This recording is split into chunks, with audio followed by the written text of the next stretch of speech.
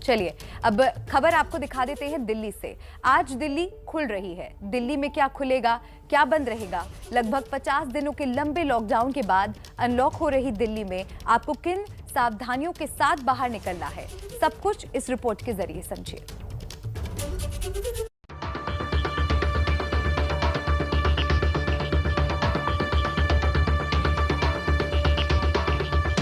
देश की राजधानी दिल्ली, आपकी अपनी दिल्ली खुल रही है।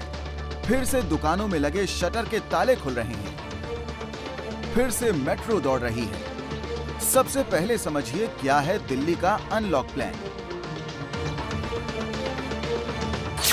ऑड इवन के आधार पर बाजार और मॉल खुलेंगे। इसका मतलब है आधी दुकान एक दिन खुलेंगी और आधी दुकान दूसरे दिन खुलेंगी। शराब की दुकानें भी ऑड इवन के आधार पर ही खोली जाएंगी।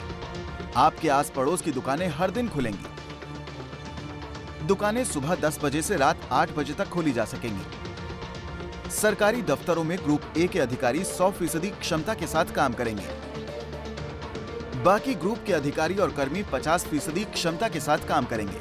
जरूरी सेवा वाले सेक्टर 100% क्षमता के साथ काम करेंगे। प्राइवेट दफ्तर अपनी 50% क्षमता के साथ सुबह 9 बजे से शाम 5 बजे तक खुलेंगे। 50% यात्रियों के साथ मेट्रो भी चलेगी।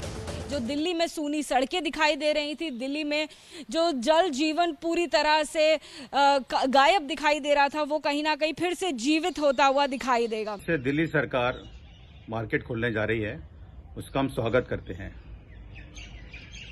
ये जो खुल रही है दुकानें, वो ऑड एंड इवन के बेसिस पे खुल रही है और उसको फॉलो किया जाएगा। कनॉट प्लेस पे सारी दुकान नंबर्ड है और हम कोशिश करेंगे कि इसका पूरा पालन किया जाए। दिल्ली खुल तो रही है, लेकिन क्या क्या बंद रहने वाला है ये जानना भी आपके लिए जरूरी है।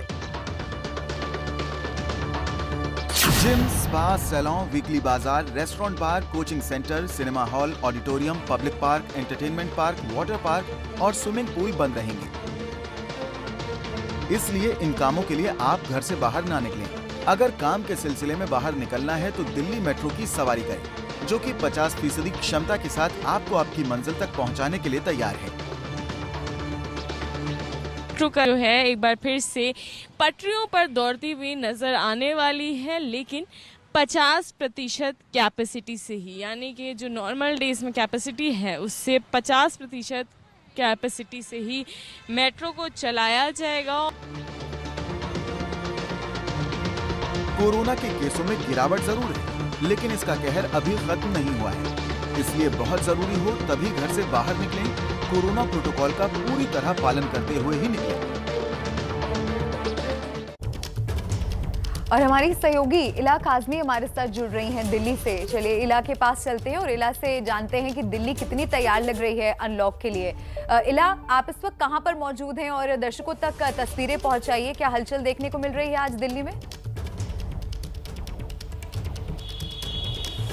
जी बिल्कुल, राजधानी दिल्ली में आज अनलॉक दूसरे दौर का पहला दिन है और बिल्कुल हलचल देखने को मिल रही है। राजधानी दिल्ली की सड़कों की बात करें तो काफ़ी ज़्यादा यहाँ पर चहल पहल है। मैं इस समय अक्षरधाम मेट्रो स्टेशन के बाहर मौजूद हूँ और मैं आपको बता दूँ आज जो दिल्ली में ऑफिसेज भी खुल रहे हैं प्राइवेट 50% कर्मचारियों की क्षमता के साथ, तो ऐसे में लोग जो है वो निकले हुए हैं बाहर। और यहाँ पर आप देख सकते हैं आम दिनों में जो काफ़ी ज़्यादा लॉकडाउन पिछले 50 दिन से चल रहा था, उसके बाद आज जो है चहल पहल नज़र आ रही है, लोग निकले हुए हैं।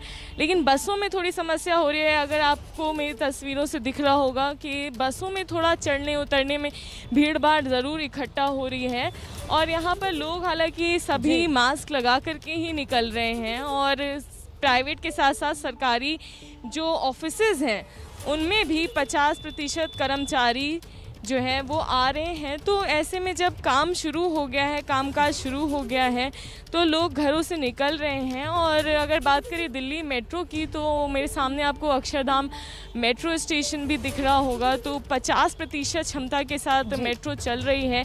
ट्रेन जो है ड्यूरेशन ट्रेन का वो प्लेटफॉर्म पर बढ़ा दिया गया है ताकि वो ट्रेन के दरवाजे जो खुलते हैं उनके बढ़ने की जो अवधि है उसको भी बढ़ा दिया जाए। क्योंकि आपने देखा होगा कि पहले क्या होता था कि जो ट्रेन से चढ़ने उतरने में काफ़ी भीड़ भाड़ और धक्का मुक्की जैसा दृश्य नज़र आता था, उसी को अवॉइड करने के लिए कोशिश की गई है। तभी आप देख सकते हैं कि अभी यहाँ पर 15 मिनट पहले एक ट्रेन थी और अभी भी यहाँ पर 8 मिनट की और वेटिंग दिखा रहा है, यानी कि कम से कम 15 मिनट की जो है वेटिंग आपको करनी ही पड़ेगी हर स्टेशन में, ताकि मतलब भीड़ भाड़ ना हो। एक स्टेशन पे ट्रेन का पालन पूरा करना इस बीच बहुत जरूरी रहेगा। बिल्कुल, दिल्ली का हाल इला से आपने जाना, आगे मुंबई का हाल बताएंगे हमारे सहयोगी राजेश त्रिपाठी भी जो हमारे साथ जुड़ गए। राजेश, आपका मैं रुख करूंगी, उससे पहले बात महाराष्ट्र की हो जानी चाहिए। देखिए, सिर्फ दिल्ली ही नहीं, महाराष्ट्र भी आज से अनलॉक हो रहा है। कोरोना के हॉटस्पॉट कहे जाने वाले महाराष्ट्र ने भी सिलसिलेवार तरीके से आज से अनलॉक की तरफ कदम बढ़ा दिए हैं।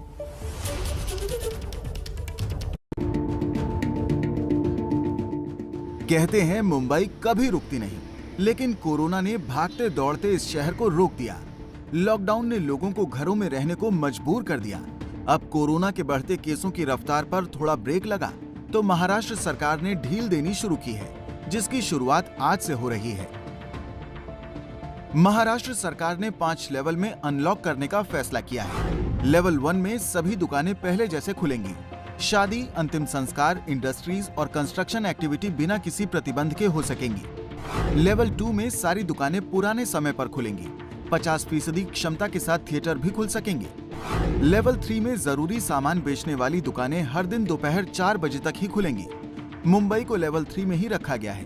गैर जरूरी सामान बेचने वाली दुकानें सोमवार से शुक्रवार ही खुलेंगी। मॉल और थिएटर बंद रहेंगे। हालांकि रेस्टोरेंट कामकाजी दिनों में शाम 4 बजे तक 50% क्षमता के साथ खुल सकते हैं। लेवल 4 में जरूरी दुकानें हर दिन 4 बजे तक खोली जा सकेंगी। 5 बजे के बाद लोगों की आवाजाही पर रोक रहेगी। वीकेंड कर्फ्यू लागू होगा। लेवल 5 में लॉकडाउन जैसे प्रतिबंध जारी रहेंगे। यहाँ इमरजेंसी के अलावा आने जाने पर रोक रहेगी। जो हमारे डिस्ट्रिक्ट मजिस्ट्रेट हैं और जो महानगर पालिका क्षेत्र में कमिश्नर हैं, उनको दिए गए वही जिला और शहर के डिजास्टर मैनेजमेंट के मुखिया हैं, वो परिस्थिति का जायजा लेके सारे नियमों को पालन कराने का काम करेंगे। उद्धव ठाकरे जी की सरकार यानी कंफ्यूजन और क्रेडिट, लॉकडाउन को लेके 6 मंत्री घोषणा करते हैं और सरकार वो वापस ले लेती है। हमारी मांग है कि तुरंत लॉकडाउन मोर देन 80% एरिया में महाराष्ट्र में उठाना चाहिए, रिस्ट्रिक्शन लागू रहने चाहिए। मुंबई समेत महाराष्ट्र के कई शहरों में मिली राहत से आम लोगों से लेकर व्यापारियों तक के चेहरे में खुशी ला दी है। लेकिन यहाँ संभलना जरूरी है, क्योंकि महाराष्ट्र कोरोना की हर लहर में सबसे बड़ा हॉटस्पॉट बनता रहा है और यहाँ से ऐसी तस्वीरें अक्सर सामने आती रही हैं। चलिए, लंबे समय के बाद ही मुंबई कुछ हद तक राहत की सांस ले सकती है। हमारे सहयोगी राजेश त्रिपाठी हमारे साथ लगातार बने हुए हैं। राजेश, जो जिस तरीके से सावधानी बरती गई है वो साफ तौर पर दिखाई दे रही है, क्योंकि महाराष्ट्र ने सबसे ज्यादा हाहाकार झेला है कोरोना से। यही वजह है कि 5 लेवल में अनलॉक की प्रक्रिया हो रही है। जी प्रतिमा, क्योंकि सबसे बड़ी बात देखने को मिली है कि जो यहाँ की लाइफ लाइन मानी जाती है लोकल ट्रेन, उसमें किसी भी तरह की किसी को आने जाने की रियायत नहीं दी गई है। वही लोग जो जा सकते हैं जो अति आवश्यक कार्यों के लिए निकलते हैं, जैसे पहले लोकल ट्रेन से आते जाते थे। लेकिन अनलॉक की प्रक्रिया जो शुरू हुई है और मुंबई जो तीसरे श्रेणी में आता है, यहाँ जो दुकानदार हैं उनके चेहरों पर रौनक देखने को मिल रही है। मैं पीछे तस्वीरें अगर दिखाना चाहूँ तो यहाँ सुबह से ही दुकानों का खुलना शुरू हो गया है। दुकानों पे ग्राहक उनके आने लगे हैं। लेकिन यहाँ के जो व्यापारी हैं उनमें सबसे बड़ी चिंता की बात यही है कि जब तक मुंबई में लोकल ट्रेन नहीं शुरू होती है, क्या उनके ग्राहक आएंगे, क्या मुंबई में वो चहल पहल हो सकेगी। लेकिन सरकार ने लोगों को ध्यान में रखते हुए दुकानें खुल रही हैं, उनके आने जाने के लिए जो बसेज हैं उनको जो है वहाँ पे उससे जो है यात्रा करने के लिए छूट दी है। लेकिन उसमें वही लोग बैठ सकते हैं, जितनी सीटें हैं उतने ही मात्रा में लोग बैठ सकते हैं, यात्री आ जा सकते हैं। तो मुंबई में काफ़ी जो व्यापारी वर्ग है उनमें खुशी देखने को मिल रही है। और सुबह से ही मुंबई जो 4 बजे से ही यहाँ पर रौनक देखने को मिल जाती है, वो दुकानों के बाहर दिखना शुरू हो गया है।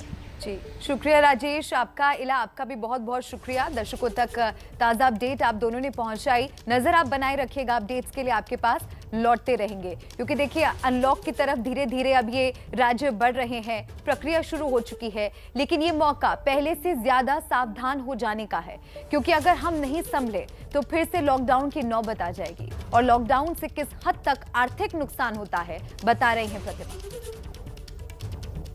संक्रमण की सुनामी रोकने के लिए लॉकडाउन लगाना पड़ा था, लेकिन इससे अर्थव्यवस्था को भारी नुकसान पहुंचा। हर तबके के लोगों पर बोझ बढ़ा है। आपको टच स्क्रीन के माध्यम से बताते हैं कि लॉकडाउन के दौरान लोगों की कमाई पर क्या कुछ असर पड़ा है। तो चलिए सबसे पहले देख लेते हैं कि पिछले कुछ महीनों में लॉकडाउन के दौरान बेरोजगारी की दर में कैसे दिन ब दिन इजाफा होता गया है। तो अलग अलग तारीख आपके सामने रखी है हमने महीने के हिसाब से, और इसके हिसाब से आप आंकड़ों के जरिए समझिए कि स्थिति क्या रही। 14 मार्च 2021 में बेरोजगारी दर 6.6% रही। आगे बढ़ते हैं। 4 अप्रैल की अगर बात करें तो बेरोजगारी दर बढ़ गई, 8.2% हो गई। 11 अप्रैल को ये 8.6% हो गई। तो अभी लगातार आप ये जो ट्रेंड देख रहे हैं इसमें इजाफा होता गया, लेकिन ये तारीख महत्वपूर्ण, 25 अप्रैल को इसमें कुछ कमी देखी गई, बेरोजगारी दर 7.4% हो गई। फिर जब 2 मई की हम बात करते हैं तो एक बार फिर से इसमें इजाफा देखा गया, बेरोजगारी दर 8.2% हो गई। 9 मई की अगर हम बात करें तो बेरोजगारी दर 8.7% हो गई। 16 मई की अगर हम बात करें तो ये और बढ़ गई, 14.5% हो गई बेरोजगारी दर। और 23 मई को यह आंकड़ा पहुंच गया 14.7%। अब आपको बताते हैं कि पिछले कुछ महीनों में कितने लोग बेरोजगार हो गए, यानी जिनके पास काम था लेकिन अब छिन गया है, उन्हें घर बैठना पड़ रहा है। क्या स्थिति है आंकड़ों के जरिए आपके सामने रख रहे हैं हम। तो देखिए ये अलग अलग महीनों की हम अगर बात करें तो अप्रैल महीने में कितने लोग बेरोजगार हो गए, 73,50,000 लोग बेरोजगार हो गए, इनका काम धंधा इनसे छिन गया। मई महीने की अगर बात करें तो 1,53,00,000 लोग बेरोजगार हो गए। और जनवरी से लेकर मई तक के कुल आंकड़ों की बात करें तो यह है 2,53,00,000 का। इतनी बड़ी संख्या में लोगों को अपना काम धंधा गंवाना पड़ा।